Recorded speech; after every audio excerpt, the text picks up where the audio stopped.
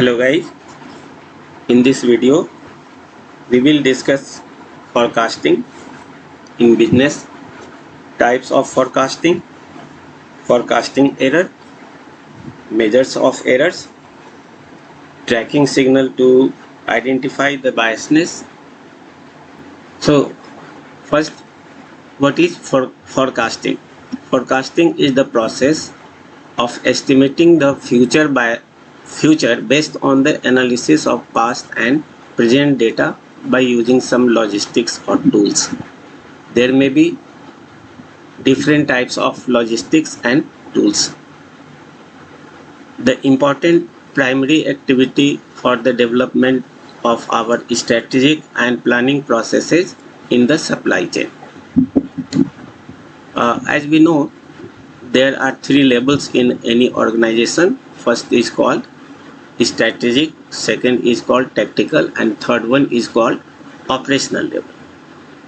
At operational level we will collect the data, and tactical level we develop the reports, and at strategic level we take the decision. We can see like this. In any organization there are three levels: strategic level, tactical level, and operational level.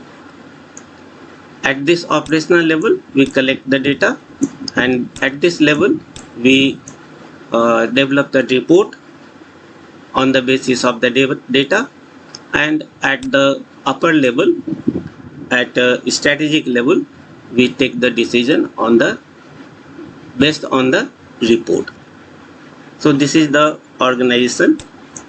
It is also known as management of information system, MIS. So this supply chain is important for strategic and planning. Strategic level. The objective of forecasting in a supply chain. These are the objective, the basis for all strategic and planning decisions in a supply chain, used for both push and pull processes. Some examples: production. At production level we can schedule, inventory management, aggregate planning. In marketing, sales force allocation, promotions, new product introduction. In finance we can use it like plant equipment in investment, budgetary planning, and personal workforce planning, hiring, layoffs. All these decisions are interrelated to each other. There are some limitations of forecast. First, forecasts are always wrong. Should include the expected value and measures of error. Long-term forecasts are less accurate than short-term forecasts. Forecast horizon is important. Aggregate forecasts are more accurate than disaggregate forecasts. There are different types of forecasting methods. First is called qualitative, that is subjective, and it is based on interview, some tools, and on the basis of opinion of expert.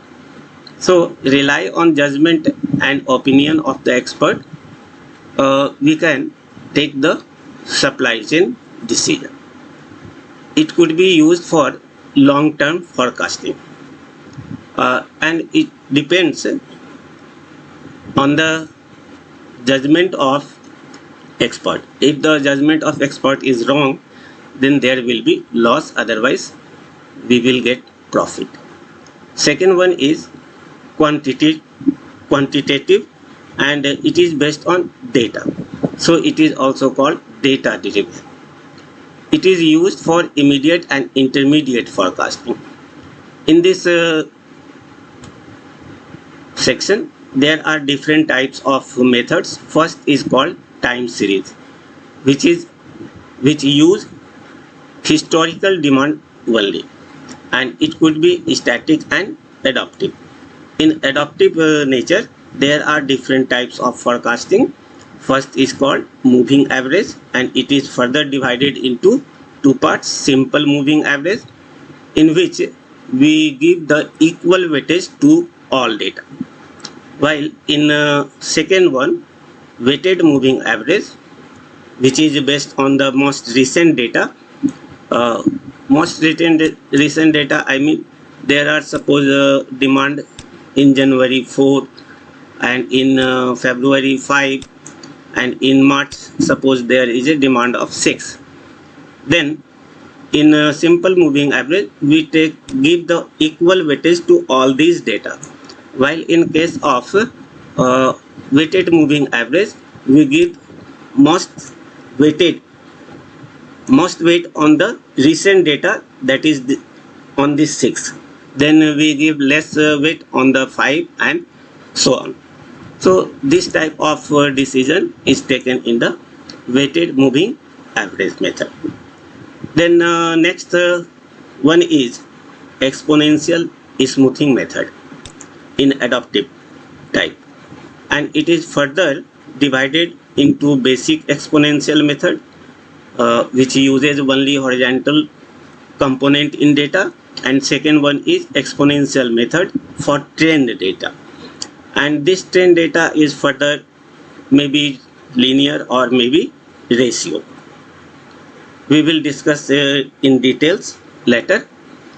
Then next is ratio seasonality model. These are the three different major types of adaptive method. Then next one is called regression analysis or causal, which find the independent factors, the relationship between demand and some other factors to develop a forecast. We find the relation between independent and dependent variable or parameters. In this equation, if we draw a graph of this equation, then we will find a linear type of graph like this, and this line has two different factors. First is called dependent and second one is called independent factor. Here y is the dependent factor and x1, x2, x3, like these are the independent factors. We find the independent factors in our given data or previous data. B1, B2, B3 are the coefficients of the factors and C1 is the constant value.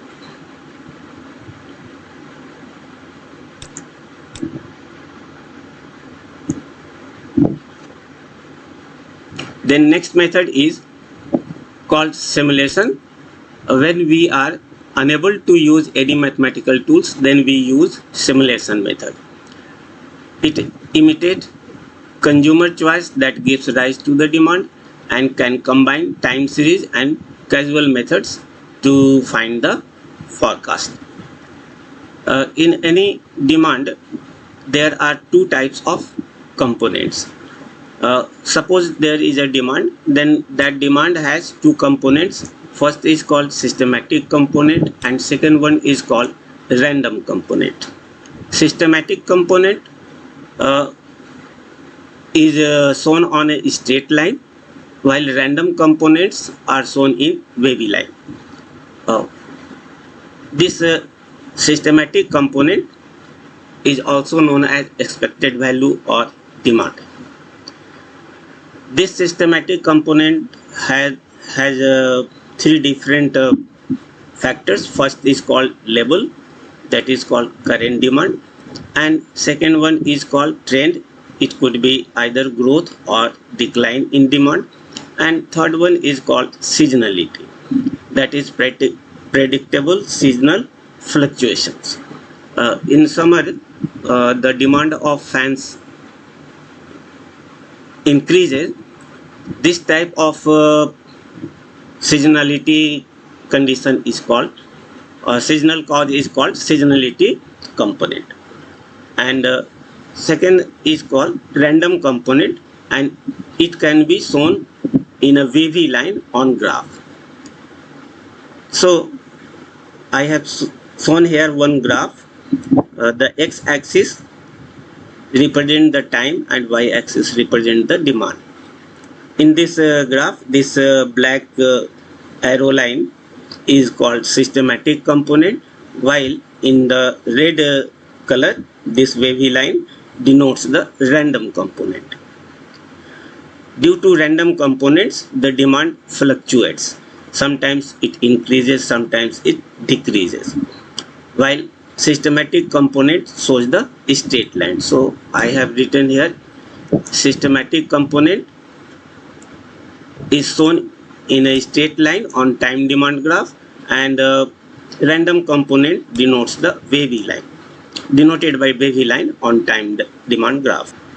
Due to this random component, there may be error, and that error is called forecast error. It is the difference between forecast and actual demand.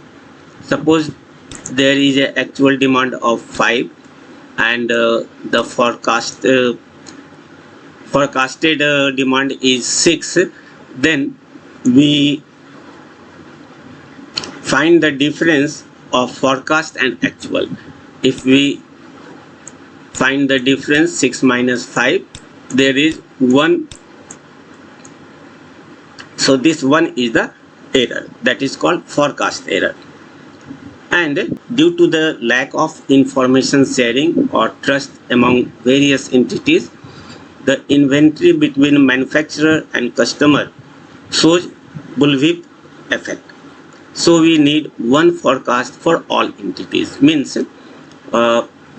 there are a number of different entities between the manufacturer to customers. Manufacturers produces products and it is sent to the wholesaler. Then wholesaler sends the product to retailer, and after that this retailer sells the product to the customer. So the information between manufacturer and customers or manufacturer to customers depends on the different entities like manufacturer, wholesaler, retailer, etc. And due to some lackness or some problem, the information would not reach to the manufacturer, or manufacturer's information would not move to the customer at the time. So due to this lackness, there may be fluctuations of demand that may be correct or may not be correct, and this type of lackness of information, due to this lackness of information, the demand fluctuates. That effect is called bullwhip effect. So we need one demand method for all these entities that I have written here. Due to the lack of information sharing or trust among various entities, I mean the manufacturer, wholesaler, retailer, customers, the inventory between manufacturer and customers shows bullwhip effect. So we need one forecast for all these entities. Two types of component of demand data are known as level component and random component. Level component is denoted by a straight line. Random component is denoted by wavy line on the time demand graph. Level component can be determined, so almost all techniques use level component to find the forecast. While random component, that is also known as forecasting error, cannot be determined easily. So it is the difference between the actual data and forecast data, and the difference is known as an error. So this is known as a non-deterministic component. In generally in all techniques, we will only find the level component.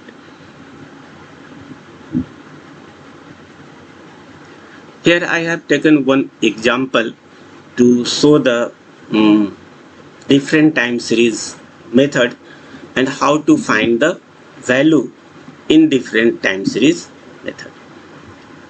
Here is the data. In June 2019, the demand of some product is 8,000. In September 2019, 13,000.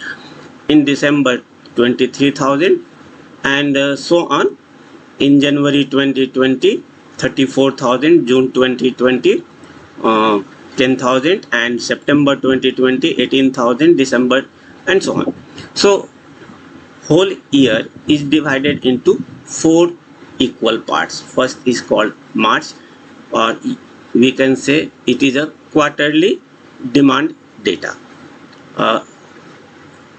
Complete year is divided into 4 parts. First quarter is called March, second is June, third is September, and fourth is December. We can also write it first part,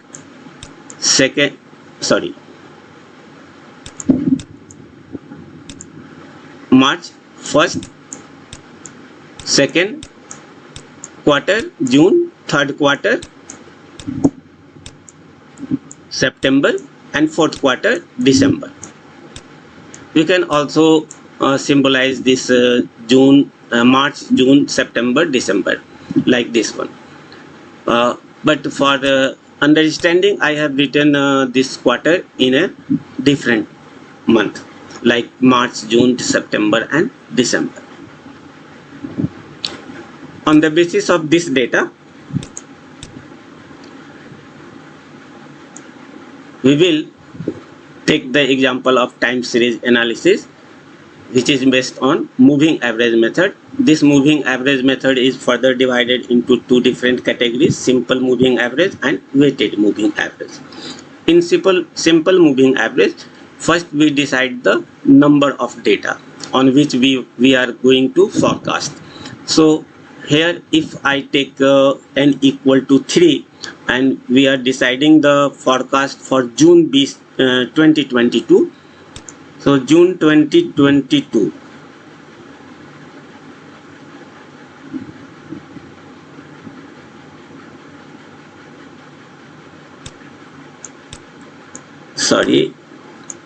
June 2022. If we are deciding the forecast for June 2022, we take the number of data, previous data 3, means before June 2020 the first data is 41,000, second data is 32,000, and third one is 13,000. So we will sum these 3 data: 13,000, 32,000, 41,000, and divide it by this n value 3. So we get the forecast value, and this forecast value is for the June 2022. At this place, I have given the equal weightage to the all these 3 data: 41,000, 32,000, 13,000. Whereas there is a large fluctuations in the actual demand, 13,000, then 32,000. This shows some seasonality effect, but I have ignored the seasonality for the simplicity. I have given the equal weightage to all the data. So on that basis, the forecast of June will be 13,000 plus 32,000 plus 41,000 divided by 3. But if we take the value of n equal to 4, higher value of n gives the best result. So if there are a huge amount of data, and on that basis if we take the simple average moving average method, then it will give the most accurate and perfect forecast for that period. Here I have taken second example where n equal to 4. So we will add this 12,000 again and give the equal weightage to all the data. So the forecast for June 2022 for n equal to 4 the value will be 12,000, 13,000 plus 32,000, 41,000 divided by 4. You can calculate the value of this data. So this is the simple moving average. Then we move to the second method, that is called weighted moving average. More weight to the most recent data. We will give the most weight to the recent data. If we take n equal to 3 on this data, then that data will be for June 2020, forecast of June to 2022, June 2022, we will take n equal to 3, so the data will be 41,000, 32,000 and 13,000. In this data, the first will be given to the high weightage, so this weightage is denoted by W1, and the second data is given to the second weight that will be less than the W1, so and it is denoted by W2, and so on. So third data has a weight W3. Here there is one condition: the weight of recent data must be greater than the next one data and next previous data and the next previous data given to the less weightage, and the value of this weight 1, weight 2, weight 3 must be 1. So if the weight of 1 is taken 0.5 and W2 is taken at 0.3 and W3 is taken as a 0.2, then the total value of W1, W2, W3 equal to 1, and this value is multiplied with the first data 41,000 that has that which is most recent data, and then next most recent data is 32,000 and it is given to the weight 0.3 and third is called 0.2. If we put the value of all these variable, then we find the forecast for June 2022 on the basis of this data. This is called weighted moving average method.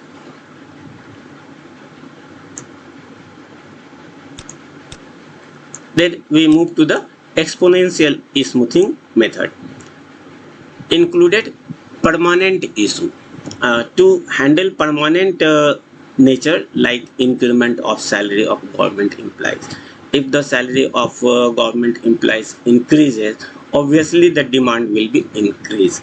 So this increment of salary affect the environment permanently. So this type of permanent nature can be handled with the help of exponential smoothing method. That is cannot be handled in the average method.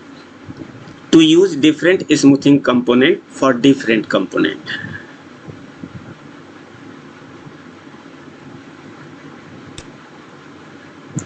We use single smoothing component alpha if there is no other component is available in our data. Here alpha represents the level component, and if there is a trend component in our data, we use two smoothing constant, alpha for level and beta for trend. If there are trend and seasonality components in our data, we will use three smoothing constant, alpha for level, beta for trend and gamma for seasonality. And if there is more other trend or more components, then we will include other smoothing constant. If data change, the type of model will also change. So on the basis of this level, trend and seasonality, there are different types of nature of data. First is called I have taken the graph of time demand graph. In time demand graph, the time is shown on x-axis and demand is shown on y-axis, and this is the demand, which is the systematic component. We always ignore the random component. Due to random components, there will be fluctuations in demand. Suppose in January the demand is 4, February the demand is again 4. So if the demand does not vary, then this type of data or this type of graph will be used to represent this type of demand. But sometimes we see that the demand increases in a linear way, so this is called linear trend. But sometimes it is it increases, but there is no linearity, there is a curve nature like this, so it is also known as an exponential type methods. So nature of data will be either there is no linear trend or ratio trend, then it is denoted by this first figure, and in second figure the demand increase in a linear way, and in the third nature the demand increase in a curve way. It is called ratio trend, this is called linear trend. And if there is a seasonality, then demand will sometimes increase, sometimes decrease, but the pattern is linear. Here the demand, we can see the increased demand or decreased demand lies in these two different levels. Okay, so this is the concept of seasonality. Like summer, winter. In winter the sale of clothes increases. In summer the sale of fans increases, but after the summer again sale becomes linear way. So this type of effect of data is called seasonality effect. And if seasonality moves in a either upward direction or in a downward direction like this, here seasonality increase in a upward direction. It could be like this also, downward trend. So if there is a upward or downward trend or nature of the data, then it is called linear trend and linear seasonality. Linear trend because it shows the linear upward in a same level. The level of these are same, almost same, not exact same, but almost same. So this type of concept is called linear trend and linear seasonality. If data represents like this, seasonality in increasing order, where linearity is some less than the linear trend and linear seasonality, then this type of data is called linear trend and ratio seasonality. And there is another there are another some nature that is called ratio seasonality. This shows the ratio seasonality. This is linear seasonality because it shows also upward or downward trend, and this is called ratio seasonality and ratio trend. So our data could be either no trend, no linearity, no seasonality, and linear trend. It could show the linear trend, it could show the ratio trend, or there may be seasonality, linear trend, linear seasonality, or linear trend, ratio seasonality.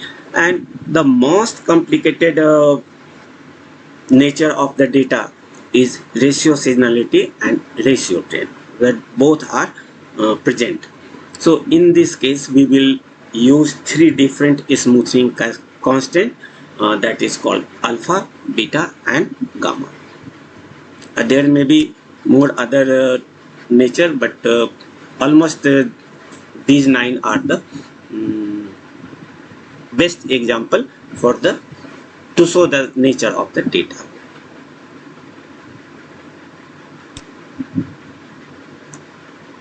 How basic exponential moving method works.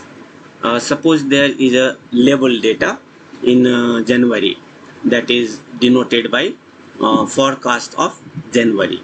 We find the forecast data on the basis of actual demand on the in the January, and on this forecast we forecast the value of February, and on this forecast value of February we determine the actual data or actual demand in the February, that is denoted by a February, actual demand of the data. And this is the forecast. Forecast is denoted by F, and this label component is denoted by actual demand A. And on this basis of actual demand we find the label of the February, and on this basis label of February we forecast the value of March, that is denoted by F March. We observe the deviation in the external environment and take the following actions.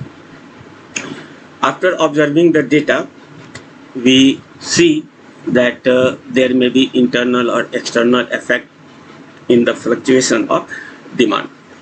So on that basis, if there is a deviation of permanent nature in the environment, we incorporate more deviation into the forecast.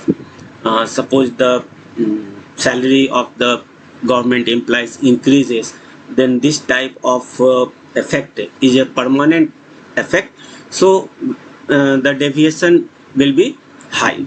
If there is a deviation of temporary nature in the environment, we will not incorporate deviation into the forecast. So suppose the demand of due to the smoke, the demand of mass increases, but this demand is for short period, so this type of nature is called temporary nature, and in this case we do not incorporate that deviation in our, or that fluctuation in our forecast. So if we represent the current level by this symbol LT, then forecast for the next period will be denoted by FT plus 1. Here 1 denotes the next level. Suppose the forecast of June is 10, and the forecast of July, that is next level, is 12, and it is 10, then forecast then the level data for current time June, that is LT, is 10, and if the forecast for the July is 12, then we will denote it like FT plus 1, FT plus 1, where T denotes the July and June, and 1 denotes the next period, that is called July. If it is August, then we will use here 2. This is the current period, and this is the second from the current period. So this is the notation. A current level, that can be also known as a new base. So current level depends upon the old base and the new demand minus the old base. So if old base is LT minus 1 and current base or level is denoted by LT, then the previous old base will be LT minus 1, and the new demand for the current period is denoted by AT, and the old base is denoted by LT minus 1. This is the notation how we will use the different information in mathematical model.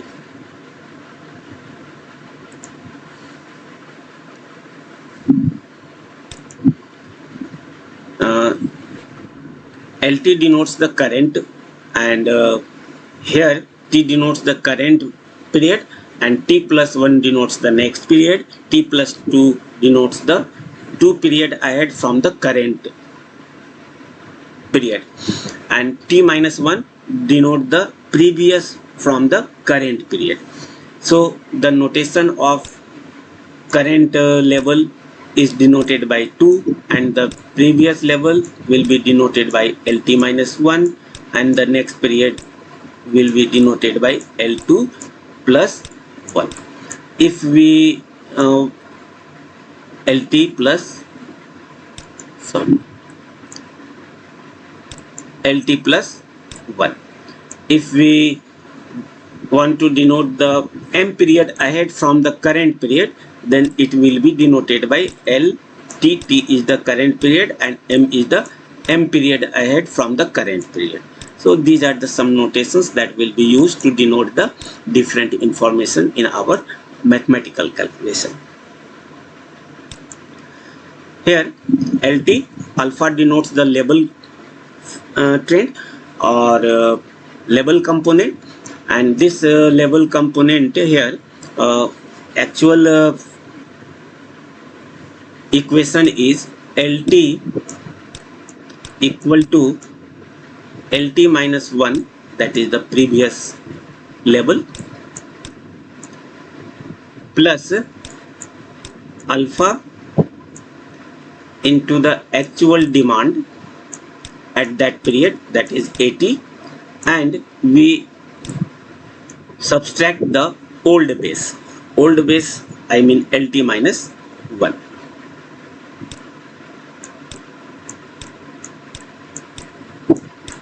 If we simplify this notation, LT minus 1 plus alpha 80 plus minus minus alpha LT minus 1. Then we can simplify it. LT minus 1 minus alpha LT minus 1 plus alpha 80.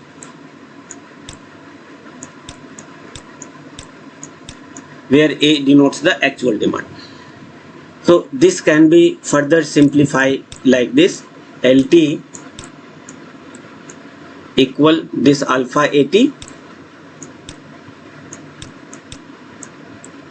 plus, we take the common from these two terms, so we get 1 minus alpha LT minus 1, LT minus 1. Okay, so here the value of alpha denotes, if we take the value of alpha, generally the value of alpha lies between 0 and 1.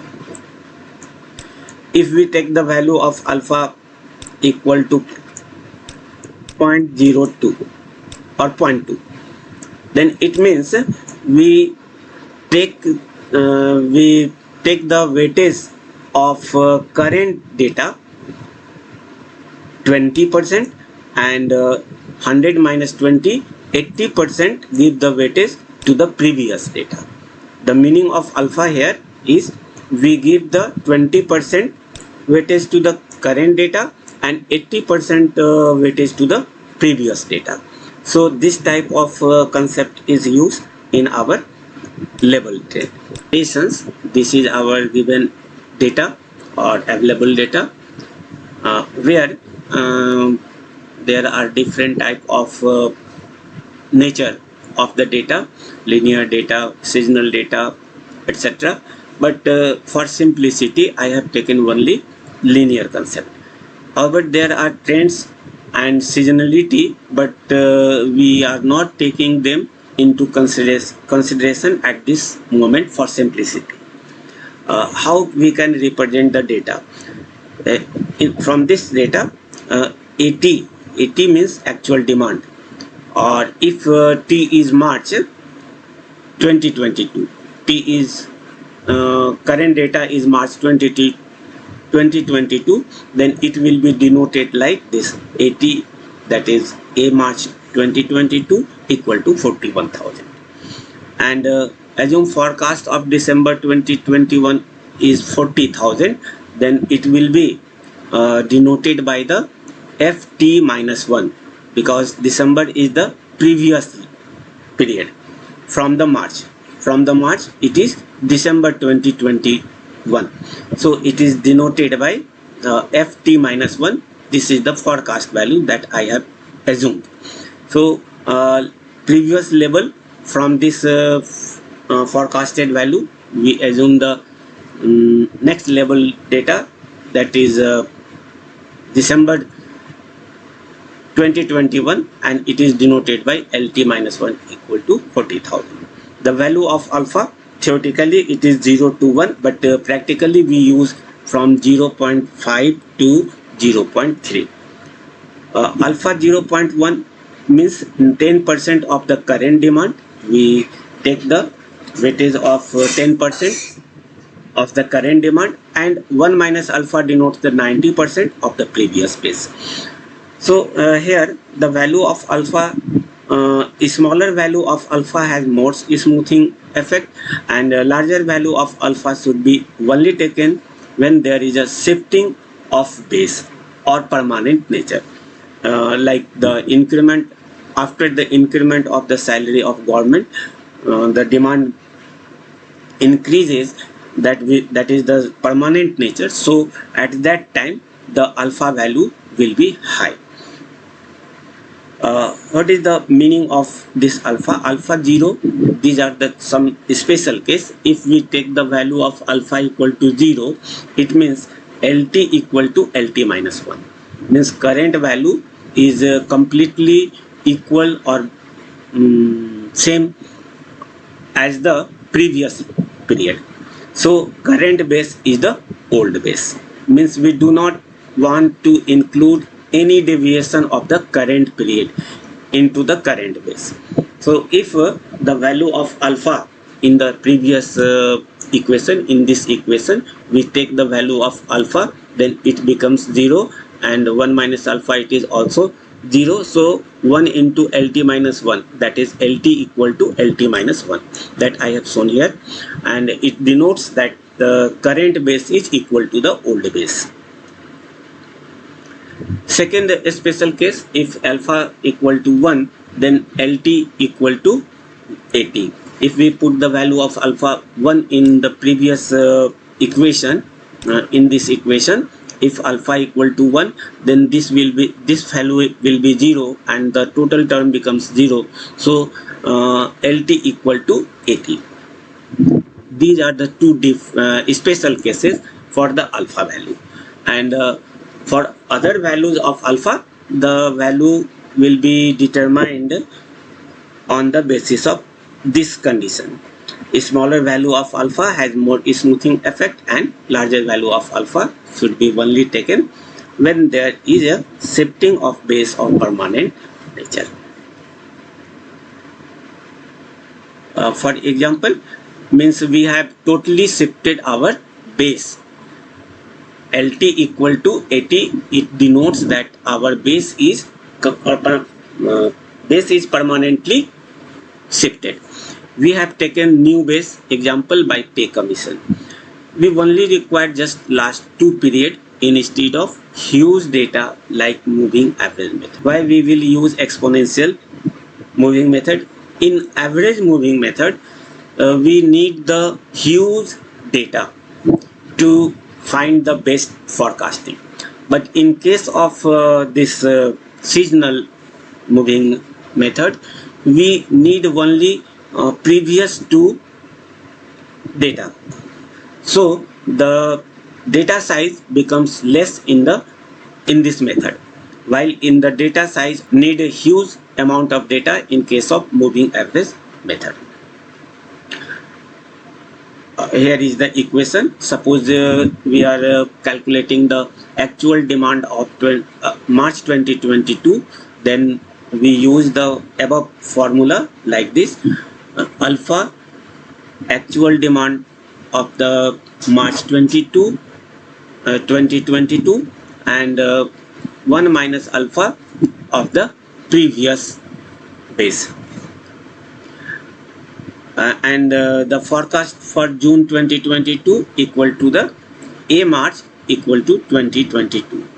There is a next method that is called exponential method for trend. The data demand may be linear type or maybe curve type. If it is a linear type data, then the trend will be linear, and if it is a curve type data, then it is ratio trend. So suppose here is a data. I have taken some data.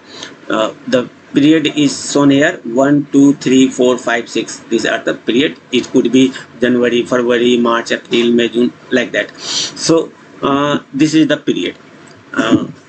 The notation, integer notation, becomes easier than the name-based period. So I have used here 1, 2, 3, 4 integer number to denote the period. 1 for January, 2 for February, and 3 for March, and so on.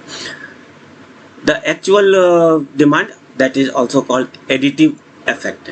Linear trend is known as an additive effect, and ratio trend is known as a multiplying effect. So this additive effect or trend, the data for this effective trend is 25 in first period. The demand is 25 in second period, 27, 37, and so on. So what is the trend? How can we find the trend for the linear? To find the linear trend, calculate the linear trend or additive trend on this data 25, and there is no previous data, so we subtract 25 minus 25, that is 0. But for the second period, the current period is 27, that is denoted by LT, and the previous period is denoted by LT minus 1. If we subtract 25 from 27, we get 2. And similarly, if we subtract 27 from 30 for this third period, we get 30 minus 27, 3, and so on. So 31 minus 31, 33 minus 31, 2, and 35 minus 32. This is the linear trend. If we find the multiplying or multiplicative trend or ratio trend on this given data, then for first data there is no previous data, so we divide this 25 by 25, or we can simply put 1 for the first period. From the next period we get the previous data, so this current period 29 is divided by 25. In this place there is a mistake. This is 27. 27 divided by 25, so we get 1.08. Then 30,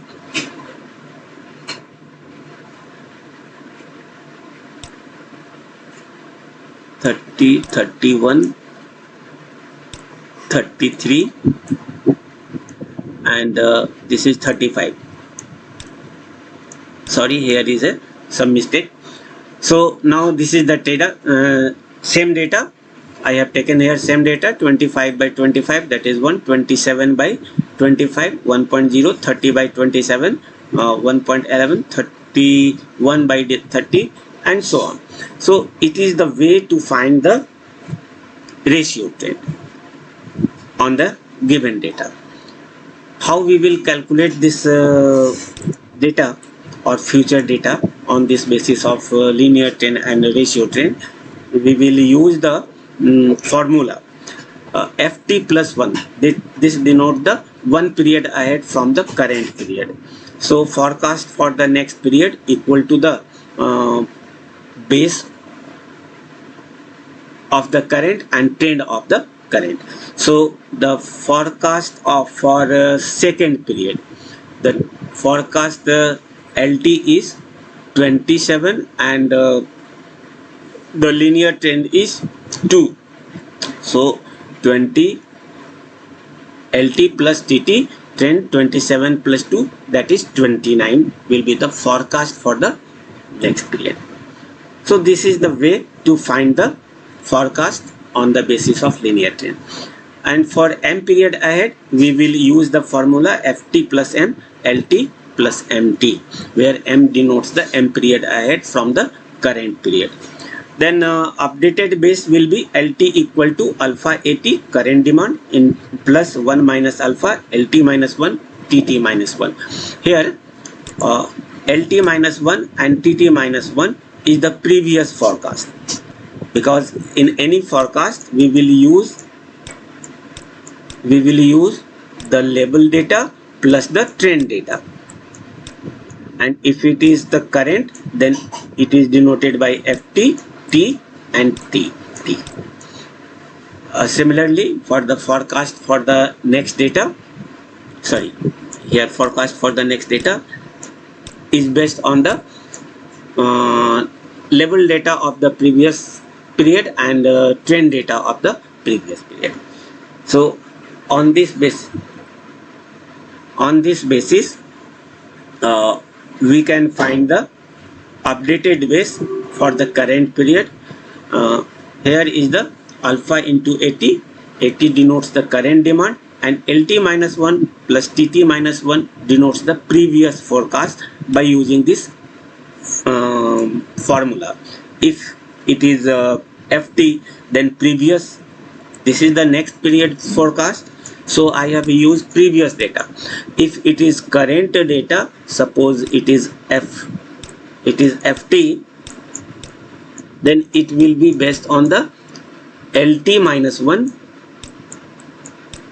plus tt minus 1. So here this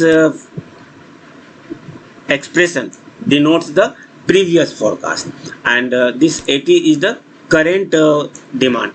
So I have taken alpha percent of the current demand and 1 minus alpha percent of the previous forecast.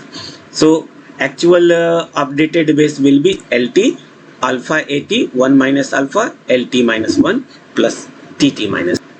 Similarly, we can find the updated trend tt beta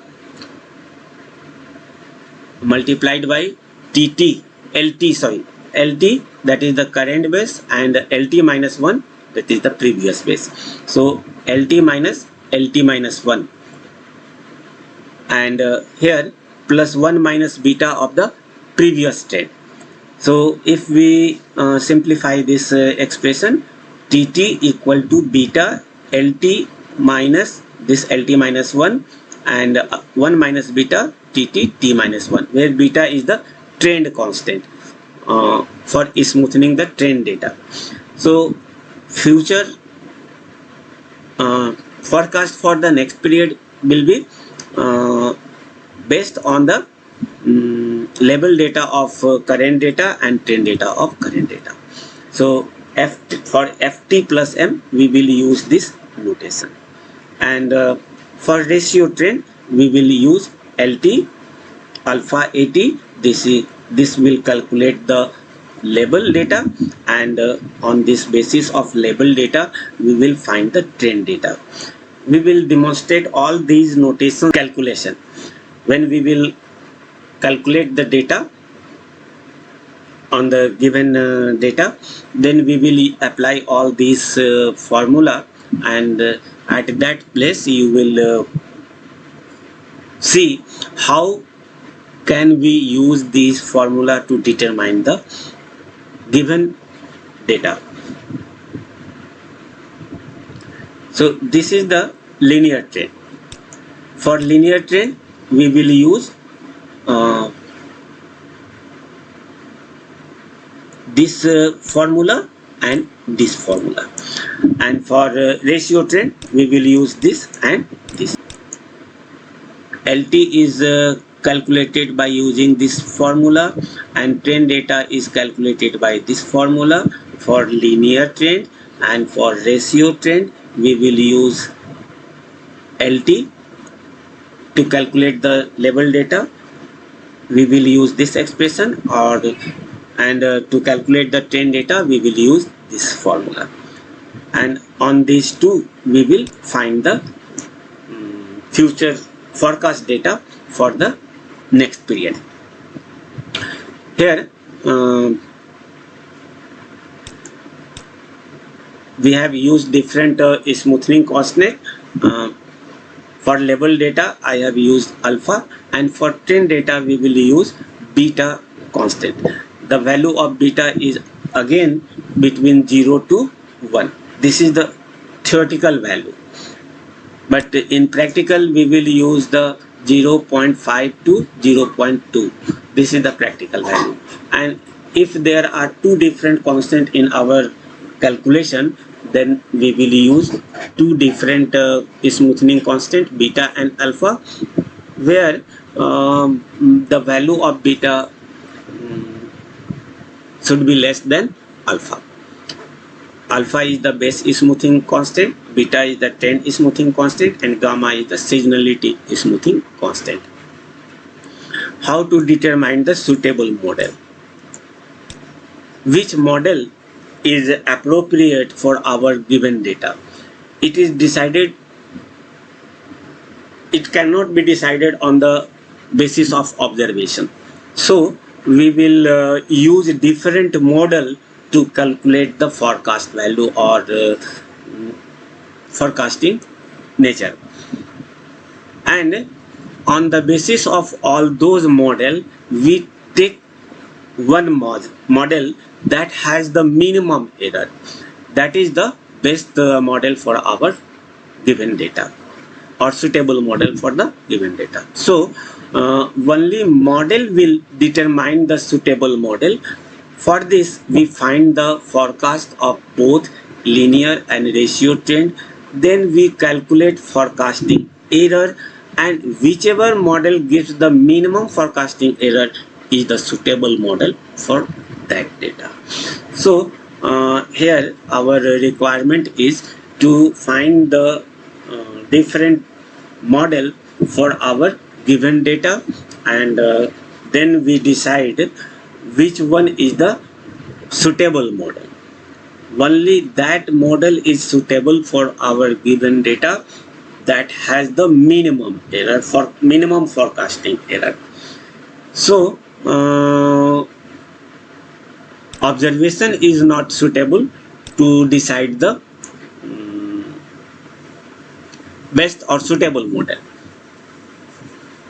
Here I have taken some data for 2021, 2022, and in 2022 I have taken 12 months, January to December, 22 to January to August, and so on. And this there is a period 1 to 20, that is T value, and the demand of data in January 2021 is 19.36, that is the actual data. Then in February 25.45, and so on. These are the actual data in the specified month. And to find the different smoothing constant, we will use different smoothing constant like alpha, beta, and gamma. I have taken here alpha 0.1, beta 0.2, and gamma 0.3. You can take any other value between 0 to 1 that I have discussed previous. This is the actual demand, and this is denoted by AT. This is the period where T equal to 1, 2, 3, and so on. So this data is denoted by A1. A1 is the 19.36, A2 is 25.45, A3 is 19.73, and so on.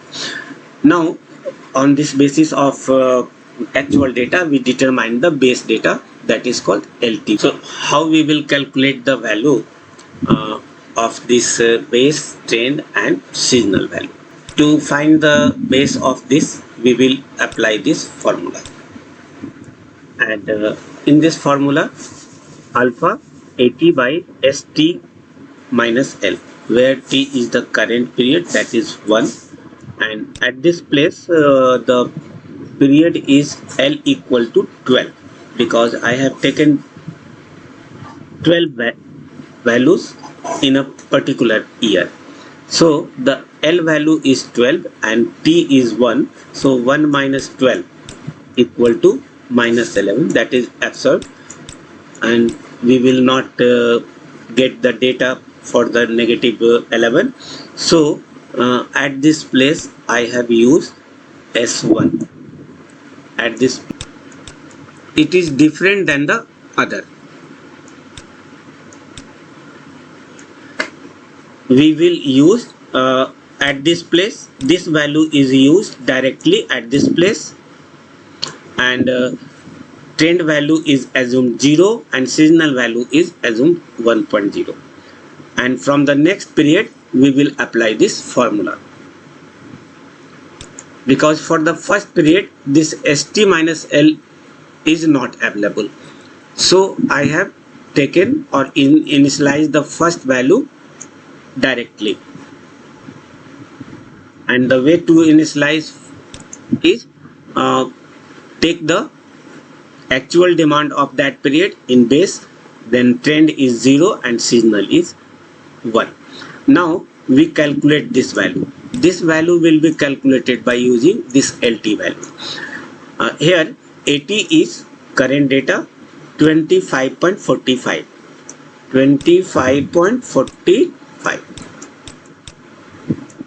divided by ST. T is 2.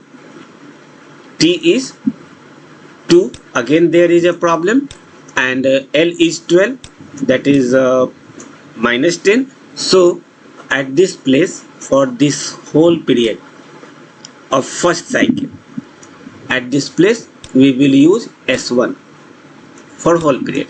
So 25.45 divided by this value S1,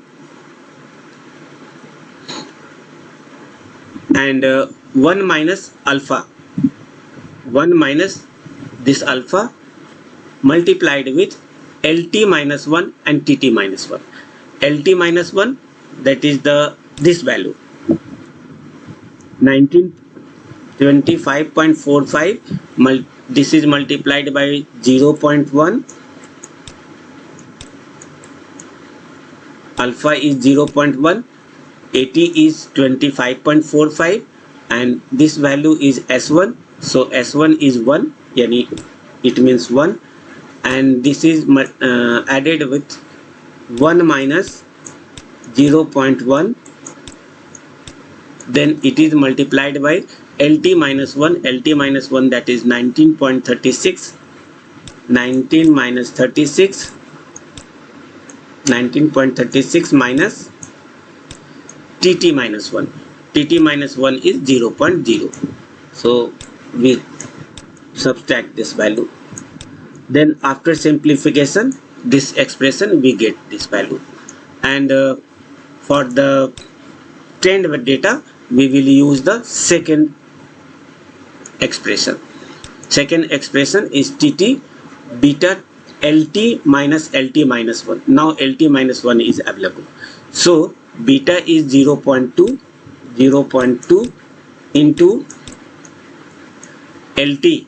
For this value LT is 19.969, 19.969 minus LT minus 1, that is 19.36, 19.36,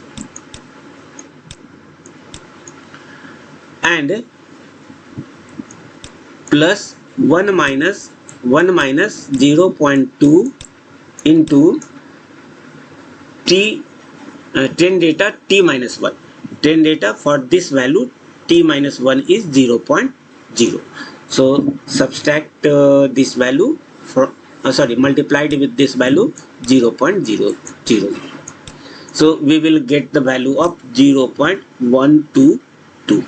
This is the second data, and then we again apply the third formula to find the seasonal value. So this value is calculated by gamma. Gamma is 0.3, 0.3 multiplied by 80. For this value 80 is 25.45, 25.45, 25.45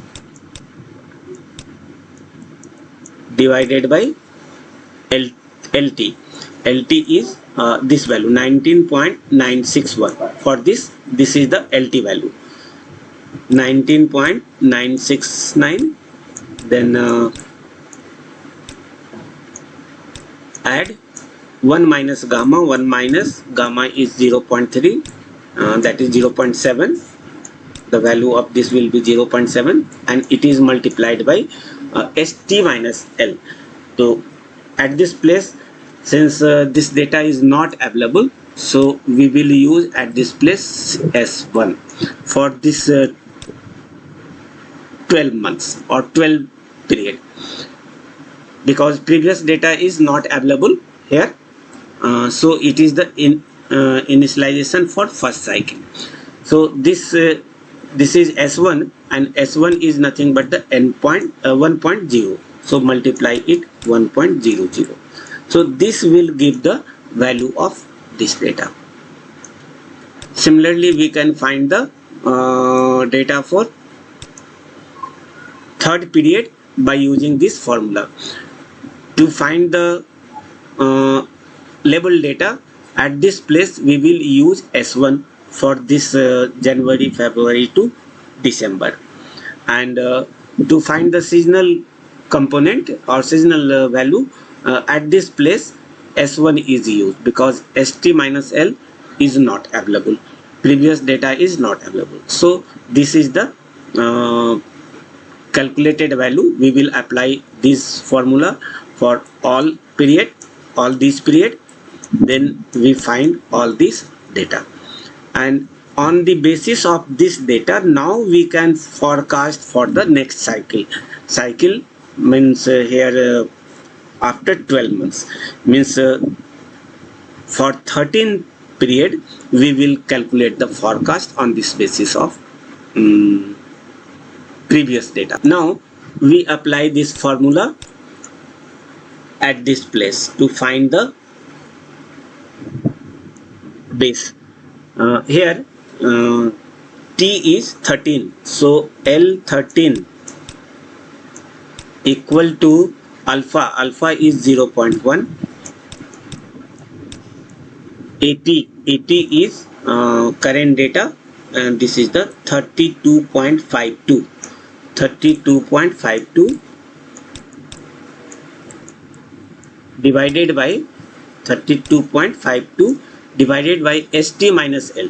T is 13, here ST minus L. Now T is 13 and the cycle is of 12 period, so L is 12, so we can find 13 minus 12, that is S1. Actually this one is the S1, and S1 is available for us. S1 is this value 1.00. So we divide it by 100. Now we will use actual formula, plus 1 minus alpha. Alpha is 0.1 into LT minus 1 and TT minus 1. LT minus 1 for this is the LT minus 1, 25.326. 25.326 minus TT minus 1. For this data, TT minus 1 is this value 0.583. 0.583. If we calculate this expression, we will get 26.57. Similarly, we can find the value of trend data by using this formula. You can use this formula on this data, and we will also calculate these values in Excel sheet in the next video. So this will be calculated by using this formula, and this will be calculated by this formula. This is calculated by using this formula. So we will find the uh, different values for January 2022 by using this formula in next video by using Excel sheet. So these are the different values for the next cycle, that is based on the previous cycle 2021. Here cycle is of 12 periods, and these are the some error that is calculated by using the forecast value and actual value.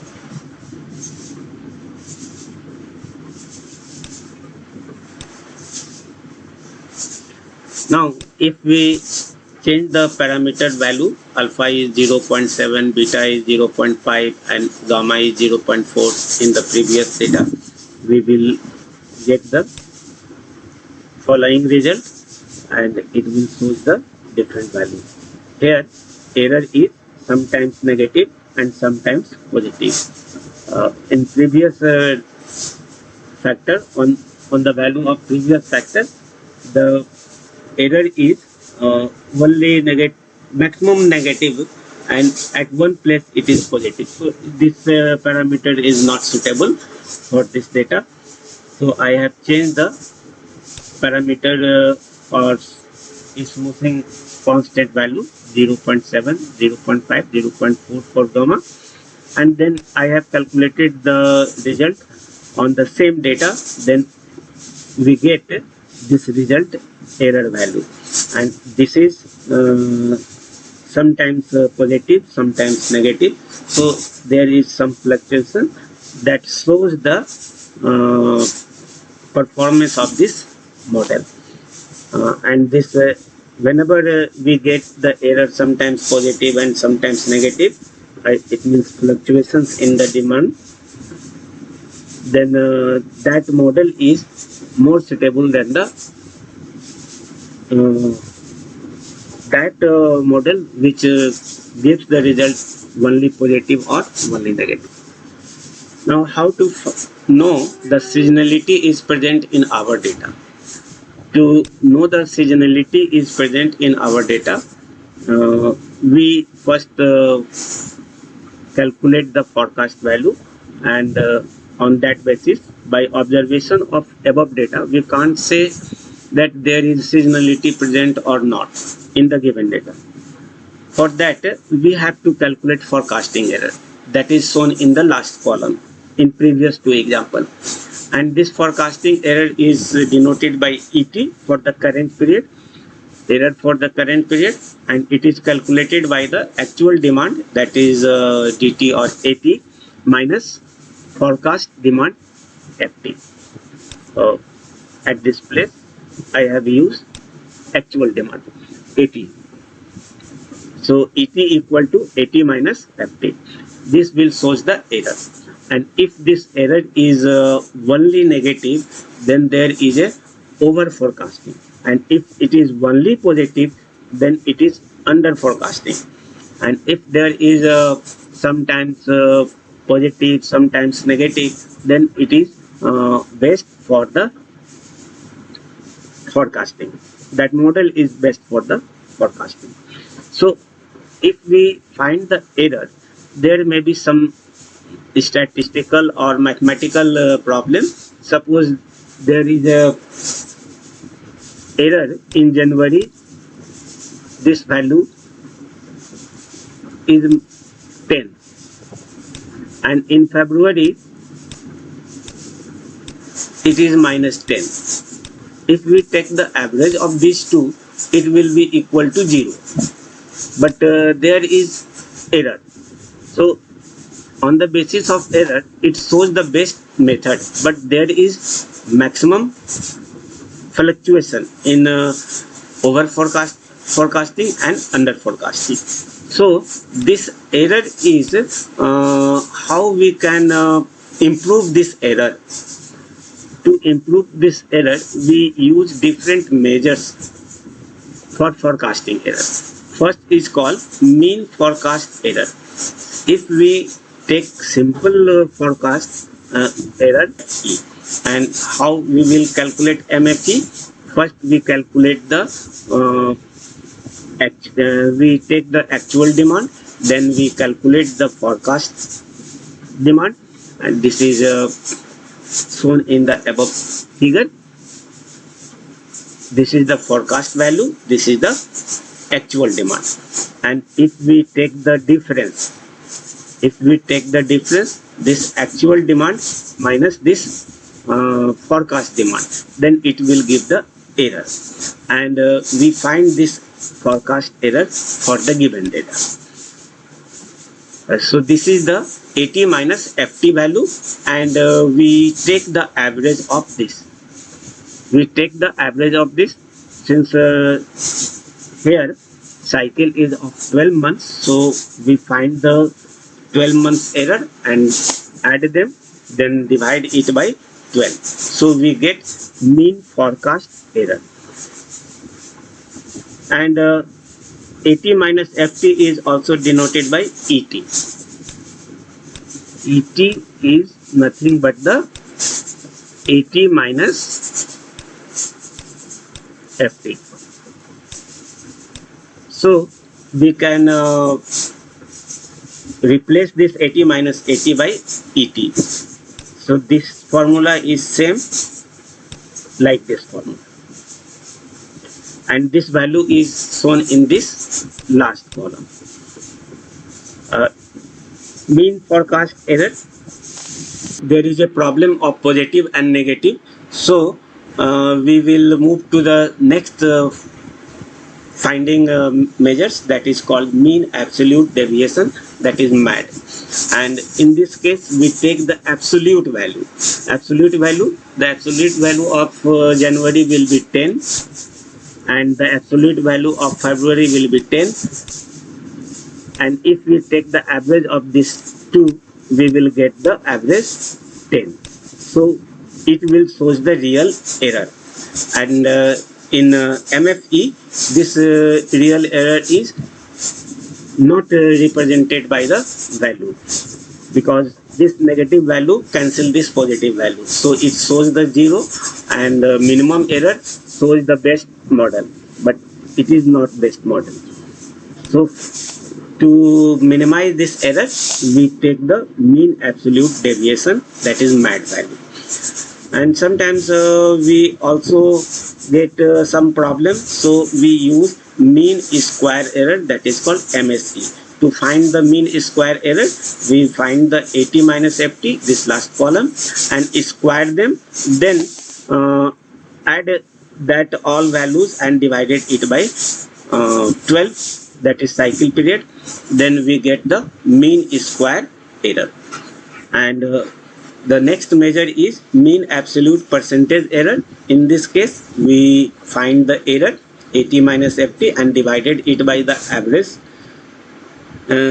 divided it by the AT, and then take the average of all these values with percentage value, and this AT minus FT is also denoted by ET, so this formula can be also written like this. Next method to find the error is mean percentage error, that is MPE. I am not going to describe all these in details at this place. In next video we will calculate all these values in Excel sheet, then we will find the we will see the what is the result of all these values, and the formula for mean percentage error is written here, and this can be also written like this. Then we find the tracking signal. This tracking signal is used to find the biasness, whether the model has only under forecasting or over forecasting, whether this type of biasness is present or not. So why we use different measures? The different measures are used at in different scenario. When time series has less spread, spread means if our data is like this, shows the error like this. Then the deviation from the mean, this value, upper value and lower value, this is called spread value. If this spread value is less, then we can use MFE, and if the base is changed, we require to change the base when comparison is required. In comparison, the base will be changed. Suppose we want to find the forecast for two different companies or at two different levels, then the base will be changed. In that case, we will use MPE method to find the error. And MAT, if this error is like this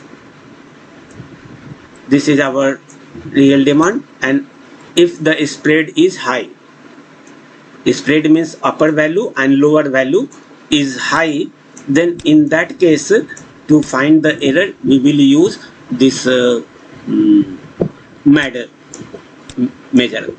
And if we required again comparison between two different companies forecast or at two different levels, then we will use MAP method.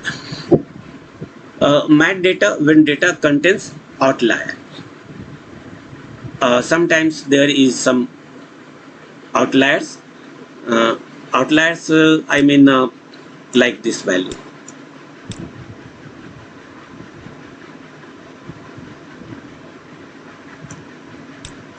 At this place, it is in this period, it is very high. So this type of data shows the outlier.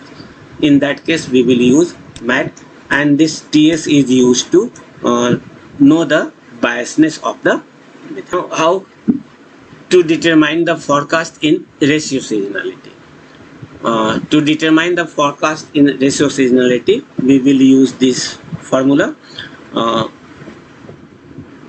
We proceed in reverse direction due to ratio seasonality. Forecast for August 2022 is equal to most recent base, that is July 22, into seasonal value of the August 22. So these two values are multiplied to get the forecast for August 2022. So in notational form, F August 2022 is equal to L July 22 multiplied with seasonal value S August 2021 for particular case. And in more mathematical form, we can write it Ft plus 1 equal to Lt into Lt minus L. L shows the cycle, one cycle before. T is the current. Suppose T is June, then it will calculate the forecast of August, and it will take the value of level value for June, and June plus 1, that is August, and L is the next cycle. So it is 22, then it will be August 2021. So here T denotes the current time, L denotes the cycle. In this case, for the above example, L is 12 and 1 denotes the next period. So T minus L represents the July 2021. T minus L denotes the July 2021, and due to this plus 1, it represents August 2021. For M period ahead, we will use this formula. And how to know the biasness, that is the model has over forecasting or under forecasting. Over forecasting value is denoted by negative value, or under forecasting value is denoted by positive value in the error field. So for better forecast, there must be some fluctuation in our forecast. To know the biasness, we use tracking signal, and tracking signal is equal to RSFE by MAT. How we will find the running sum of forecasting error, that is RSFE, we will discuss in this example. This is the period, this is forecast. Suppose forecast is same, then we find the actual demand on the basis of the previous error. Then we find forecast error, subtracting the forecast value from the actual value, then this will give the forecast error 9050 minus 1000 actual data minus forecast data equal to minus 50, then 975 into 1000 minus 25, and so on. Then we find the error, absolute error, that is we remove the negative sign, that is 50, 25, 50, and so on. Then we find RSFE on the basis of this error. So minus 50 is same for the same period. Then for next period, minus 50 plus minus 25 equal to minus 75. Then minus 75 plus 50, that is minus 25. Minus 25 plus minus 50 equal to minus 75. Minus 75 plus 25 minus 50, and minus 50 plus 100, that is 50. So this is the way to find the RSFE, and this RSFE error is denoted like this. Then we find the MAD value. MAD value is divided by the absolute value with the period. Here the period is 1, so this absolute value means this 50 is divided by 1, that is 50.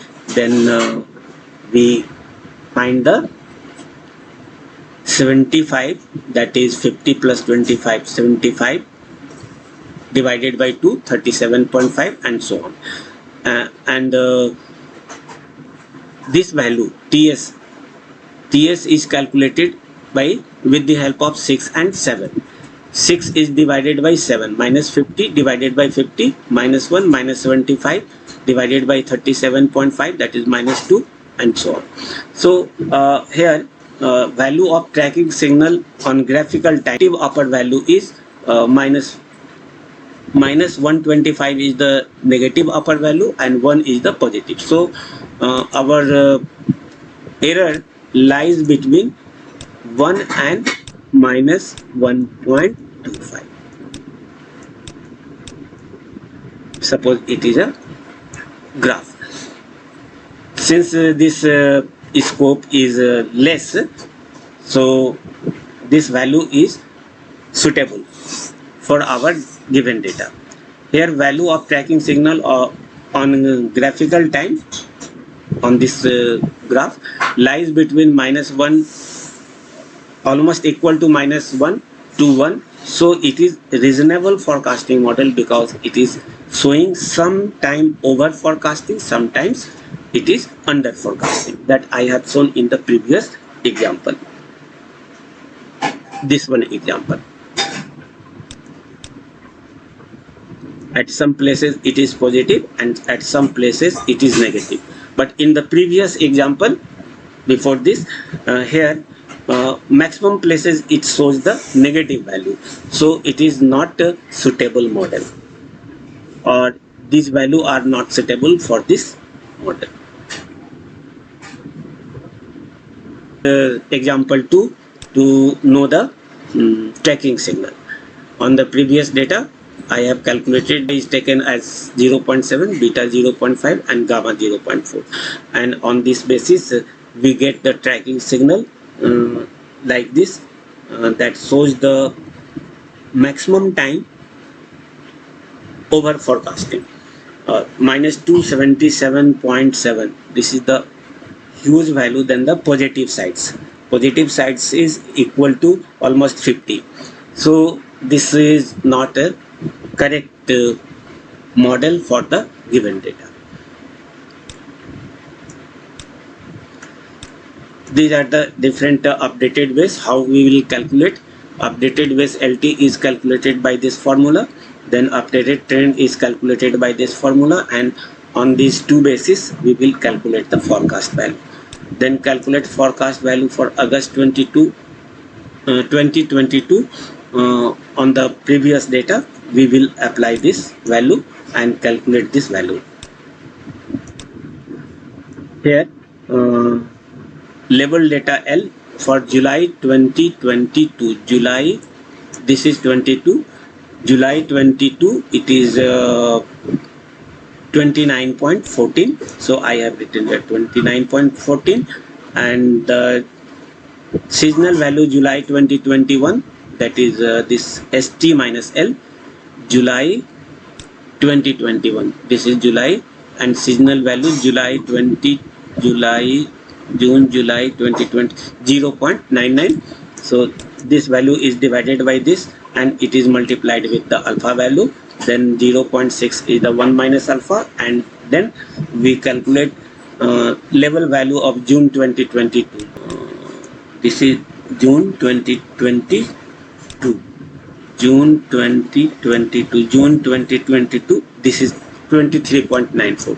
So I have put the value of this, and then we calculate this value.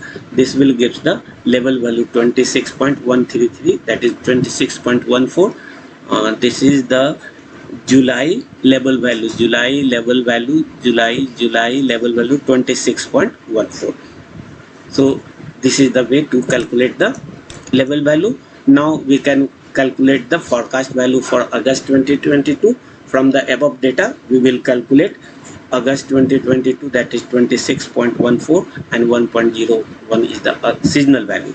Then we will get 26.40, and this 26.40 is the forecast value for this August. We will apply this formula on Excel sheet. To update the seasonal index, that is seasonal value, we will use this formula, and here is the example on the above basis. Now we will move to the forecasting using multiple characteristics in demand data. Multiple characteristic, I mean if we will use level data, trend data, or seasonal, all these three effects are used in a same model, then it is called multiple characteristics. And there may be two different type of multiplicative characteristics. First is called additive trend, linear trend, and second one is called ratio, that is multiplicative seasonality model. Here trend is calculated by LT minus 1, and alpha, beta, gamma are the different seasonal or different smoothing constant, and the theoretical value of alpha, beta, gamma lies between 0 to 1, but practical value it is taken as a 0.05 to 0.3 for better smoothing. For more smoothing effect, take lower values of alpha, beta, gamma, but if the changes are incorporated permanently, we take high values of alpha, beta, gamma, as I have discussed earlier. So there are method that is called Holt-Winters method, or additive or linear trend, using all three types of smoothing constant. We will apply this formula. First we find the level component, then trend component, then we find the seasonal, and then these are used in to find the forecast for the next period. And this seasonality will be used in the next cycle. So I have written here, this will be used for next cycle. This is the example. If we take July 2022, then it will be denoted by this expression. This is the Holt-Winters ratio multiplicative trend. In this trend, I have used this formula like this, and these are the different formula. There is some difference between additive trend. This is the formula for multiplicative or ratio trend. The difference between these two formula is in the last forecast value. In this forecast value, we add the level data and trend data, then multiply it with the seasonal value. But in the additive case, we will take the level data, trend data, and we add the seasonal trend. So this is the difference between these two, and these are some example. To find the, we will discuss or demonstrate all these formula in the next video. Simple moving average, we will determine level data, but By using double moving average, we can find the trend data also. In weighted moving average, we will calculate only level data. We cannot use this trend, or we cannot use this for trend and seasonality. In simple exponential smoothing concept, we will use this level. We will use this for level data and not for other. By using double exponential smoothing, we can find the level or trend effect, but seasonality is not present here. In Holt-Winters methods, we will apply all these level, trend and seasonality. In next video, we will demonstrate all these level, how to calculate this level on the given data. Okay, thank you.